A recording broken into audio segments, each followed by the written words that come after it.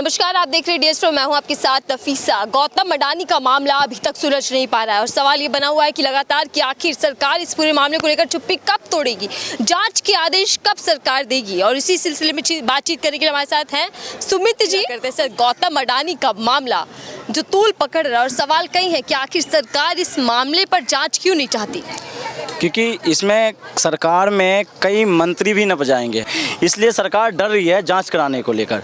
और सरकार इसलिए भी डर रही है कि सरकार अगर हकीकत निकल के आ जाएगा देश के सामने तो देश की जनता को पता चल जाएगा हकीकत आखिरकार क्या है। और ये अडानी का जो मामला है, अडानी का मामला जो है वो मामूली मामला नहीं है और देश की अस्मिता के लिए भी एक मामूली सा मामला नहीं है। आपको पता होना चाहिए, जब हिंडनबर्ग ने रिपोर्ट दर्ज और दायर की और देश के सामने, दुनिया के सामने रखा, उसके बाद अचानक से जब उसके शेयर स्टॉक्स अचानक से निचले स्तर पर रखना स्टार्ट हो गया और जो उद्यमी, जिसको हम कहते हैं कि मोदी जी और भारतीय जनता पार्टी के लफ्ज़ों में बोलूं तो देश की अस्मिता ऊपर उठाने में अडानी ग्रुप ने काम किया। उसी अडानी ग्रुप की हवा निकल गई एक छोटे से आम आदमी के फर्म से, जिसमें 5 आदमी का ग्रुप है बस।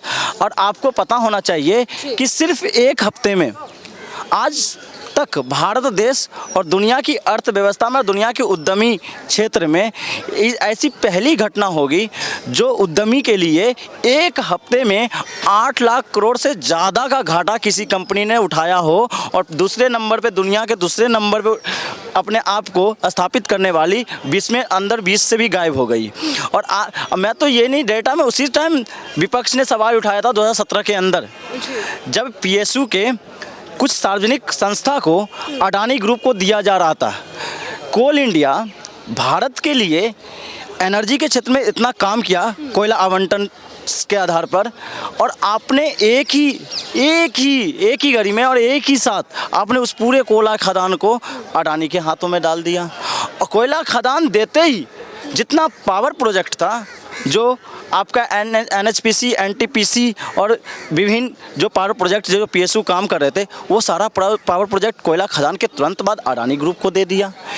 उसके तुरंत बाद जब देखा कि कोयला भी मिल गया, पावर प्रोजेक्ट भी मिल गया, तो अचानक से भारत की जो पोर्टें जहाँ से इंपोर्ट एक्सपोर्ट होता है, वो पोर्ट भी अडानी को दे दिया। तब भी मीडिया शांत रही और सदन शांत रहा। विपक्ष सवाल उठा रहा है, विपक्ष की आवाज़ नहीं बनी मीडिया।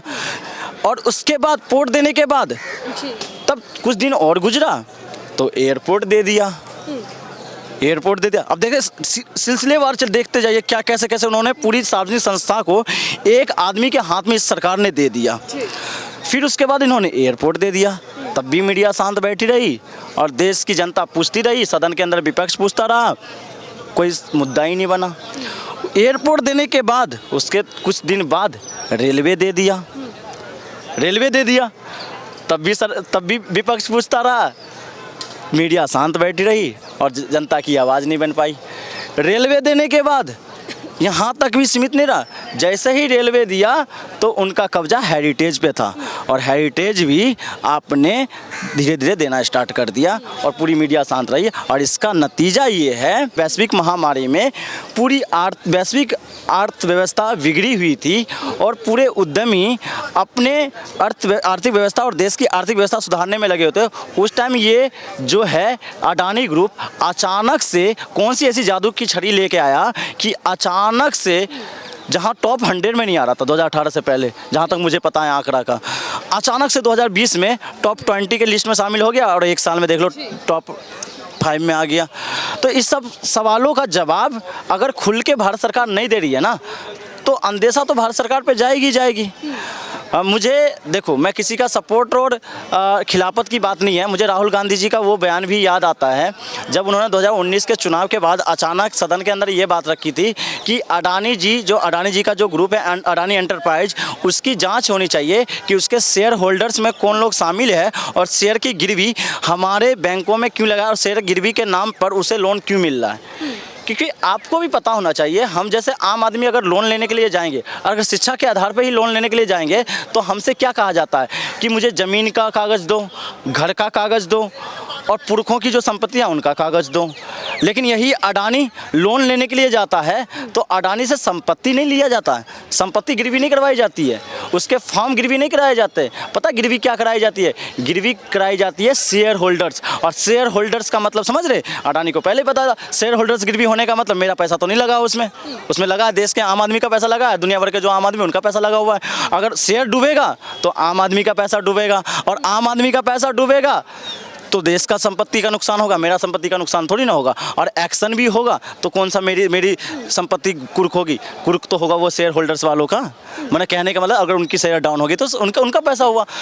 तो जो हम आज भी देख रहे हैं कि विपक्ष चर्चा की मांग कर रहा है, जांच की मांग कर रहा है, लेकिन सरकार से लेकर मीडिया तक चुनावी राजनीतिक चर्चाओं में व्यस्त है। कह रहे कि 2024 के लिए सिर्फ 400 दिन विशेष है, उसी की तैयारियों में लगी। देखो, चुनावी मुद्दा होना चाहिए, लेकिन चुनावी मुद्दा में मुद्दा हमारा यही अर्थव्यवस्था होना चाहिए, मुद्दा हमारी यही बजट वाला भी सिस्टम बता रहा हूँ। आज बजट को इतना बढ़ चढ़ कर मैं मीडिया को देख रहा था उस दिन, मैं जब 1 फरवरी को जब मैं मीडिया चैनल देख रहा था, विभिन्न चैनल खोल के देख रहा था, तो सारे चैनलों पे क्या दिखाया जा रहा था पता है? कि देखो मोबाइल सस्ता हुआ, ऑटोमोबाइल में गाड़ियाँ सस्ती हुई। देखो अब सस्ती कितनी सस्ता हो गया, खिलौने सस्ते, इतने बड़े बड़े कदम सरकार उठा रही है, फिर भी आप कह रहे हैं। सुनिए, तो ये सारे सस्ते दिखाए थे। मैंने सोचा कि सस्ते हुए होंगे तो काफ़ी सस्ते हुए होंगे, तो मैंने आंकड़ा निकाला उस दिन बजट का। तो मैंने देखा मोबाइल सस्ता हुआ है, तो देख रहा हूँ 2%। तो मैंने कहा पिछले बजट में कई मोबाइल और सस्ते हुए होंगे, तो मैंने पिछले बजट का आंकड़ा निकाल के देखा तो मैंने 12-13% मोबाइल का रेट बढ़ा था और 2%। अब बता 1 लाख पे 2,000 रुपये अगर किसी मोबाइल इक्विपमेंट या इलेक्ट्रॉनिक्स इक्विपमेंट पे उन्होंने क्या कर दिया? कम कर दिया। और खाद्य आपूर्ति, जिससे हमारी आपूर्ति होती है, देशों की आपूर्ति है, खाद्य सामग्री पे उन्होंने 5 से 10% बढ़ा दिया। तो कहाँ समावेश है आप समझ सकते हैं। किराए दोगुनी से भी ज़्यादा हो गई हर व्यक्ति की। आज ही मैं आ रहा था यूपी रोडवेज से, तो उसका किराया 25 पैसे प्रति किलोमीटर बढ़ गया। कार का रियायत बढ़ गया, आपके किराया बढ़ गया, और हाल ही में देखा हमने दूध के रेट भी बढ़ गए। हाँ बताइए। सरकार महंगाई पे तो बात नहीं कर पाती। अब बताइए, सरकार ना टैक्स पेयर को हमेशा परेशान करने का काम करती है। लेकिन सरकार की नज़रों में एक चीज़ और देखने को मुझे मिलता है। नज़रों में क्या देखने को? टैक्स पेयर उनके नज़र में वो है जिनके पास करोड़ों का संपत्ति है, और करोड़ों का संपत्ति वो भी अपना संपत्ति नहीं, लोगों का संपत्ति जो उनके में लगे वो तो टैक्स पेयर है उनके लिए, सरकार के लिए। लेकिन जो नमक दूध छाछ पे टैक्स दे रहा है, जो पहले कभी टैक्स नहीं था, किताब और कलमों पे जो टैक्स दे रहा है, वो उनके लिए टैक्स पेयर नहीं है।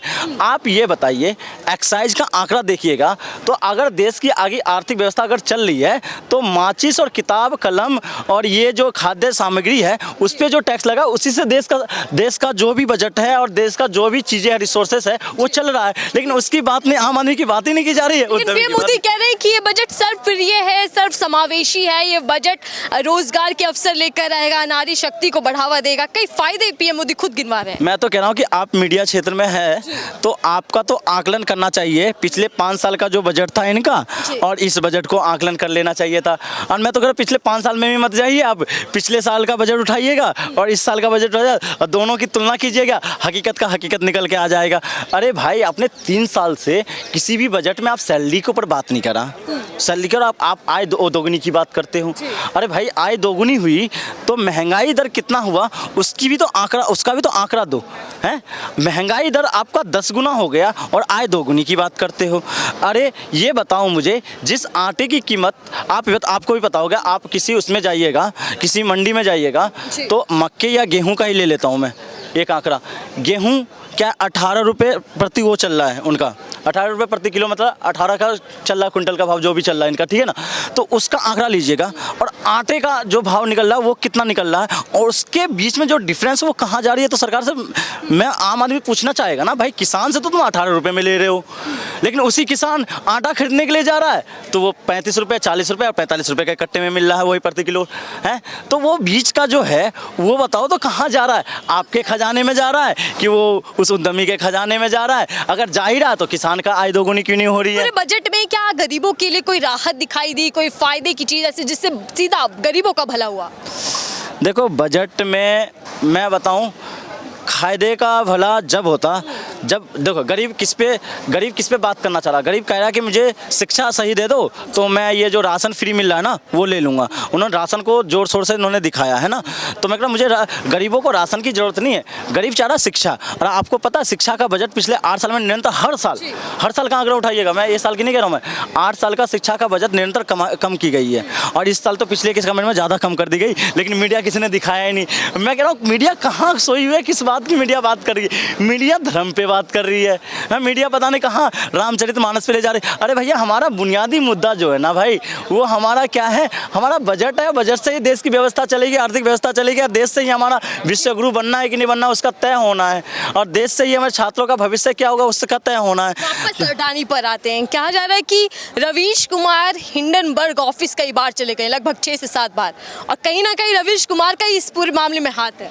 अच्छा, हिंडनबर्ग के बारे में आपको भी पता होगा, हिंडनबर्ग वो शख्सियत है जिसने लगभग 16 कंपनियों को सही साबित कर दिया कि आपका डेटा गलत था। 18 कंपनियों पे उसने डेटा जारी किया था, अगर 16 कंपनियों का डेटा अगर सही निकल जाता है, चलो मैं तो कह रहा हूँ इसमें सही डाटा सही है गलत है, हिंडनबर्ग गलत है सही है, तो आपका जो शेयर होल्डर्स है उनका विश्वास क्यों नहीं जता पा रहे हो आप?